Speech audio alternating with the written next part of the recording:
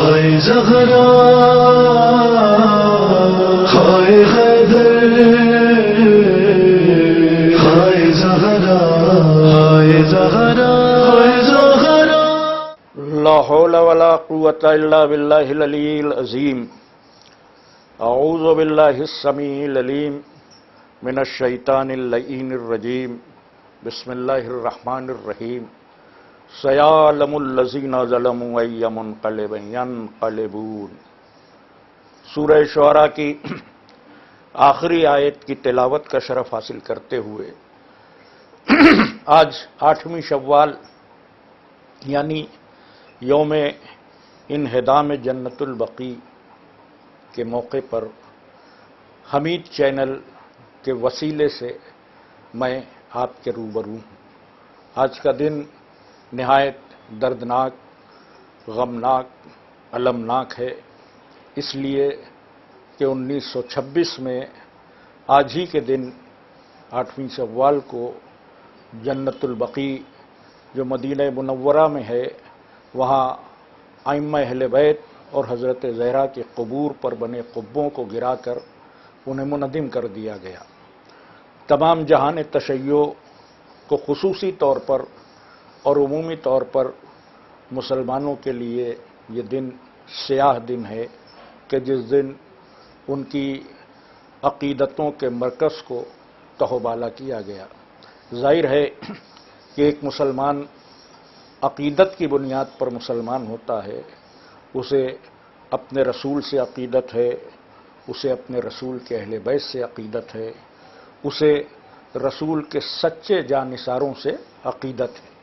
اسی عقیدت کی بنیاد پر ہماری اسلام کی ڈور مضبوط ہوتی ہے، اور قرآن نے اسی ڈور کو حبل الورید کہا، اللہ کی رسی کہا، حبل اللہ کہا، مختلف ناموں سے پکارا. یہ جو عقیدت کی ڈور ہے، جو عبد کو معبود سے ملاتی ہے، جو سافل کو عالی سے ملاتی ہے، یہ ڈور محمد و آل محمد ہے. اگر ہمارے ہاتھوں میں دامن رسول اور اہل بیت رسول ہے تو ہم توحید الہی کے بحر ناپید قرار میں غواصی کرتے ہوئے بندگی کے گوہر حاصل کر سکتے ہیں. انہی اہل بیت اطہار سے عداوت نے مسلمانوں میں مختلف فرقوں کو جنم دیا، اور سب سے آخر میں بننے والا فرقہ وہابیہ ہے، جس کی بنیاد ہی عداوت اہل بیت ہے. ظاہر ہے کہ اگر اہل بیت کی عداوت ہے تو رسول سے محبت ہو نہیں سکتی. ساری دنیا کے مسلمان جو شیعہ نہیں بھی ہیں وہ کم سے کم رسول سے محبت کا دعویٰ کرتے ہیں، اور یہ وہابی رسول کی محبتوں کا بھی انکار کرتے ہیں اور کہتے ہیں کہ وہ تو معاذ اللہ صرف ایک ڈاکیے تھے، اور اللہ کی ڈاک انہوں نے ہم تک پہنچا دی، ان کا کام ختم ہو گیا. نہ ان کی کوئی ایکسٹرا عظمت ہے، نہ کوئی ان کی طاقت ہے، نہ وہ صاحب اعجاز ہیں. اس طرح کے قرآنی حقائق کا انکار کیا جاتا ہے، جبکہ اللہ واضح طور پر قرآن میں کہہ رہا ہے کہ میرے رسول جس نے آپ کو اذیت دی اس نے مجھے اذیت دی. اس کا مطلب یہ کہ قرآن میں ثابت کر رہا ہے کہ اللہ اور رسول کا تعلق وہ تعلق ہے کہ اگر ہم اس سے وابستہ ہوں گے تبھی ہم دائرۂ بندگی میں آئیں گے. اسی لیے قرآن نے کہا کہ اے میرے رسول، اگر لوگوں کو اللہ سے محبت ہے تو وہ آپ کا اتباع کریں. ظاہر ہے کہ اتباع رسول کا نام دین ہے، اطاعت رسول کا نام دین ہے، اطاعت اہل بیت کا نام دین ہے. اور وہابیوں نے انہی چیزوں پہ ضرب لگائی. ان کی ضرب ناکام ہو رہی تھی مسلسل، تو انہوں نے کوشش یہ کی کہ وہ ان آثار کو مٹا دیں کہ جن سے یاد رسول آئے یا یاد اہل بیت ہو. اہل بیت کے آثار مٹانے کے لیے مدینے میں بقیع میں ائمہ اہل بیت کے قبور کو اور حضرت زہرا کے قبر مطہر کے اوپر بنے ہوئے قبے کو منہدم کر دیا گیا کہ شاید یہ نشان مٹ جائیں. لیکن نشانوں کے مٹانے کے بعد بھی اہل بیت اگر دلوں میں زندہ ہیں تو یہ اللہ کا وہ وعدہ ہے کہ اے میرے رسول، آپ کو ہم نے کثرت نسل عطا کی، اور آپ کا دشمن ابتر ہے۔ اسی وعدے پر اللہ جس وعدے کو قرآن میں کر رہا ہے، آج تک اہل بیت کا اسم گرامی، اسماء گرامی آسمان کی بلندیوں پہ نظر آ رہا ہے۔ ان کے ماضی کے دشمن بھی لعنتوں کا طوق پہنے ہوئے واصل جہنم ہو گئے، اور آج کے دشمن بھی لعنتوں کے حصار میں گھرے ہوئے دارالبوار کی طرف سفر کر جائیں گے۔ یہ سب مٹ جائیں گے، باقی رہے گا تو محمد کا نام، باقی رہے گا تو علی کا نام، باقی رہے گا تو حسنین کا نام، باقی رہے گا تو 12 اماموں کا نام، باقی رہے گا تو حضرت زہرا کا نام۔ بس یہی زندہ جاوید ہیں۔ باقی کسی اور کو اگر ابدی زندگی چاہیے تو ان کی محبت کی خیرات کاسے دل میں بھر لے تو اسے بھی ابدی حیات نصیب ہو جائے گی، اور جو ان کے مقابلے پہ آیا اسے یہاں بھی مٹ جانا ہے اور آخرت میں بھی شدید عذاب کا شکار ہو جانا ہے۔ یہ عبد الوہاب نجدی جس نے وہابیت کی تحریک کا آغاز کیا اور اس کے ساتھ آل خلیفہ یعنی سعود کے خاندان نے مل کر اسلام کو حجاز میں تہوبالا کیا اور حجاز کا نام بدل کر سعودی عربیہ رکھا گیا، جبکہ عرب محمد کا تو ہو سکتا ہے، شاہ سعود کا نہیں ہو سکتا ہے، لیکن آج اس کا نام سعودی عربیہ ہے۔ اس کے مختلف علاقے جو آج UAE کی صورت میں اور دیگر عرب ممالک کی صورت میں ہیں، سب جگہ آل خلیفہ کی حکمرانی ہے۔ مقصد یہ تھا کہ اہل بیت کے چاہنے والوں کا نام و نشان مٹا دیا جائے، سرزمین عرب سے کوئی بھی ایک اہل بیت کا نام لیوا نہ بلند ہو، لیکن وہ بھول گئے کہ اگر انسان نہ بھی ہوں تو کعبہ علی علی کرے گا، مسجد النبوی اہل بیت کا نام لے گی، وہاں سے کوئی ان ناموں کو مٹا نہیں سکتا۔ علی کی ولادت کے نشان کو جب کعبے سے نہ مٹایا جا سکا تو کعبے سے علی کی وابستگی کو کون ختم کر دے گا؟ لیکن اہل بیت اتنے کریم ہیں کہ انہوں نے اپنے چاہنے والوں کو بھی نہیں مٹنے دیا۔ جہاں جہاں ان کے چاہنے والے آباد تھے، آج بھی آباد ہیں۔ میں نے اس سے پہلے بھی کئی تقریروں میں اس بات کو دہرایا ہے کہ سعودی عرب میں وہابیوں کے علاوہ سارے اسلامی فرقوں نے دم توڑ دیا، لیکن شیعہ فرقہ آج بھی باقی ہے۔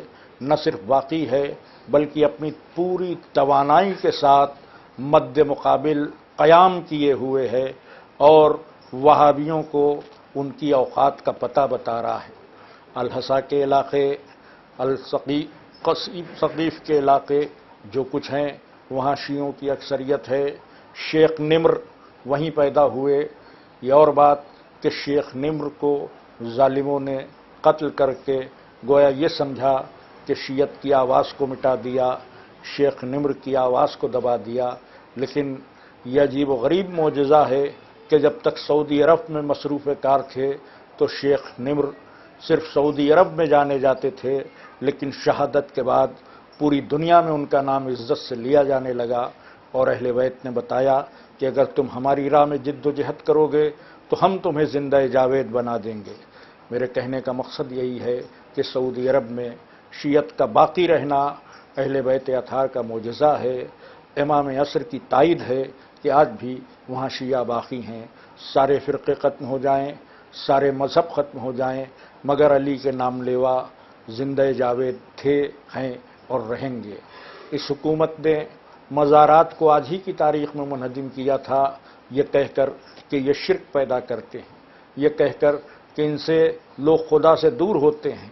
حالانکہ قرآن حکیم میں سورہ کہف کی 21ویں آیت ہمیں بتا رہی ہے کہ جب اصحاب کہف باہر آئے اور باہر آنے کے بعد وہ کچھ خریدنے گئے 250-300 عرصے کے بعد، تو وہاں کافروں کی حکومت نہیں تھی۔ اصحاب کہف حیران ہوئے اور واپس لوٹ آئے اور پھر اللہ نے ان پہ نیند طاری کر دی، تو وہاں کے جو موحدین تھے، جو اللہ والے تھے، وہ یہ طے کرنے لگے کہ کیا کریں۔ کچھ لوگوں نے کہا کہ ایک دیوار اٹھا کے ان کو بند کر دیا جائے، اللہ جانے اور یہ جانے، مگر جو اللہ والے تھے انہوں نے کہا نہیں، ایسا نہیں ہوگا۔ قرآن نے واضح لفظوں میں کہا کہ ان لوگوں نے طے کیا کہ اس کو مسجد بنا دیا جائے، یعنی جہاں اللہ والے آرام کرتے ہیں وہ جگہ جائے سجدہ ہوتی ہے، وہ جگہ مسجد ہوتی ہے، کیونکہ ان کی وجہ سے یاد الہی میں اضافہ ہوتا ہے۔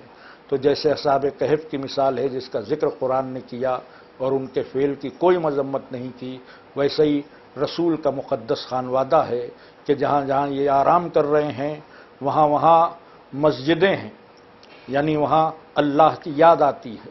اور اس بات کو ائمہ اہل بیت نے مسلسل بیان بھی کیا۔ وہابیوں نے ایک جھوٹی حدیث کی بنیاد پر جو صحیح مسلم میں ہے، حضرت علی سے ایک جھوٹی روایت منسوب کی گئی ابن حجاج کے ذریعے کہ کیا میں تم کو تعلیم دوں جو مجھے رسول نے دی تھی؟ تو علی نے جب یہ کہا تو اس نے کہا بتائیے، تو کہا جتنی قبریں ہیں سب کو ختم کر دیا جائے، زمین دوز کر دیا جائے یا بالشت بھر ان کو رکھا جائے۔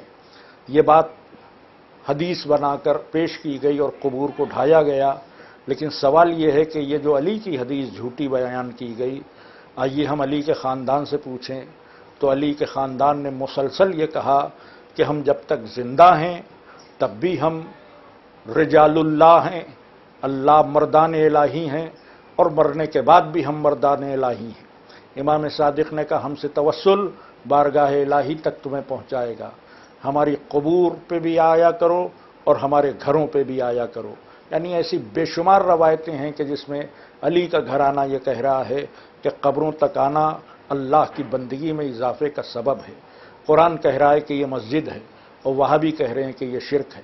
اب قرآن کو عالم اسلام تسلیم کرے گا کہ وہابیت کو تسلیم کرے گا، یہ فیصلہ سارے مسلمانوں کے اوپر چھوڑا جاتا ہے۔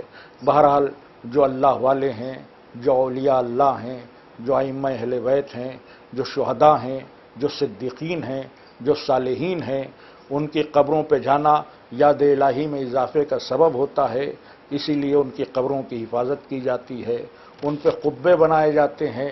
لیکن سعودی حکومت نے قبوں کو گرا دیا صرف عداوت اہل بیت میں۔ عزیزان گرامی، انہوں نے گرا دیا لیکن ہمارے دلوں میں ایک آگ لگا دی۔ اس وقت تک یہ آگ روشن رہے گی کہ جب تک وہ قبے تعمیر نہیں ہوتے۔ ہم ہر سال احتجاج کرتے ہیں، ہو سکتا ہے کوئی کہے کہ آپ کے احتجاج سے فائدہ کیا ہے، تو بات فائدے کی نہیں ہے۔ معاملہ یہ ہے کہ ہم احتجاج کر کے صرف اس بات کا ثبوت دیتے ہیں کہ ہم وہ مسلمان ہیں جو قبر گرانے والوں کے ساتھ نہیں، ہم ان پر لعنت بھیجتے ہیں۔